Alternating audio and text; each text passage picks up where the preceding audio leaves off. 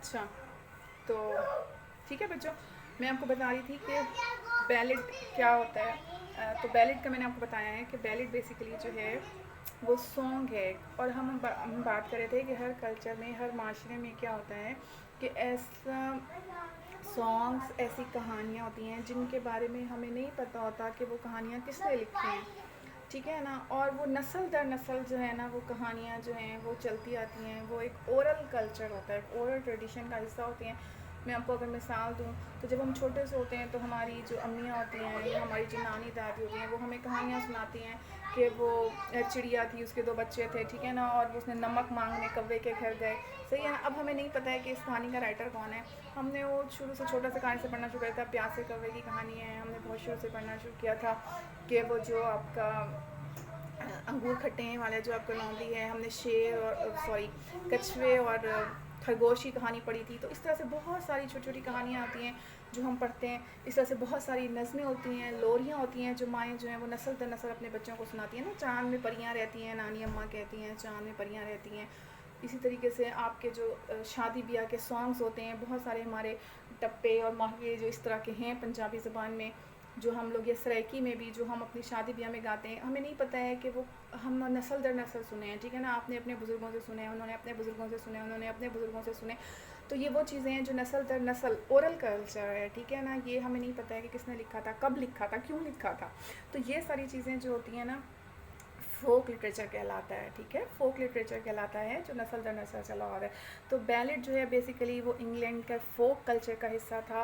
वो क्या करते थे कि जब वो लोग आपस में बैठते थे, उनकी कोई पार्टी होती थी, तो वो सॉन्ग जब गाते थे विद डांस, ठीक है ना, डांस के साथ, जब वो इसमें क्योंकि एक म्यूज़िक होता है, इसमें क्योंकि एक रिदम होता है, इसमें एक लिरिक होती है, तो वो डांस करते थे और साथ साथ ये सॉन्ग गाते थे। तो उसको कहते हैं बैलेट। बैलेट की पहचान हमें क्या होगी कि बैलेट जब हम किस तरह पोइम को देखेंगे तो हम कैसे आइडेंटिफाई करेंगे कि ये बैलेट है, क्योंकि बैलेट में जो है ना वो हमें एक स्टोरी सुनाई जाती है, ठीक है ना। हमें क्या किया जाता है, एक नरेशन दी जाती है, एक स्टोरी बताई जाती है, एक बयान की जाती है, एक पूरा वाक्य, ठीक है, एक पूरा इंसिडेंट जो है वो नरेट किया जाता है। It is called ballot. लेकिन जो हमें स्टोरी बताई जाती है, जो हमें इवेंट नरेट किया जाता है, it must be related to everyday life, common life से। यानी वो एक ऐसा वाक्य होता है जो हमें यानी समझ जाए कि हाँ ये हमारी इंसानों की दुनिया में ये चीज़ें होती हैं, ठीक है ना। अगर वो परियों, जिनों, भूतों, शहजादियों की कहानियाँ होंगी तो ज़ाहिर है उससे हम अपने आप को रिलेट नहीं कर सकेंगे। आप लोगों ने अगर देखा है, आपकी जो लूसी ग्रे है, जब मैं डिटेल भी पढ़ाऊँगी तो हम देखेंगे ना कि लूसी ग्रे में हमें एक छोटी बच्ची की कहानी बयान की गई है।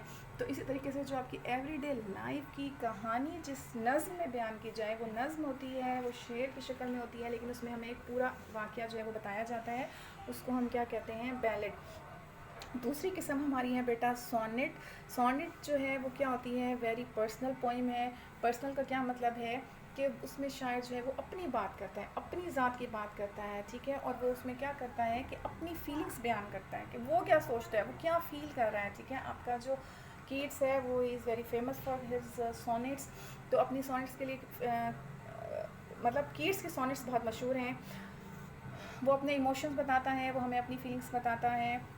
और सोनेट की सबसे बड़ी पहचान क्या है, हम कैसे देखते ही पता चल जाते हैं कि ये पोइम सोनेट है, कि उसमें सिर्फ़ और सिर्फ 14 लाइंस होती हैं, ठीक है। ना एक कम, ना एक ज़्यादा, ना 13 होंगी, ना 15 होंगी, सिर्फ और सिर्फ 14 लाइंस पोइम होती है, जिसको हम क्या कहते हैं, सोनेट कहते हैं।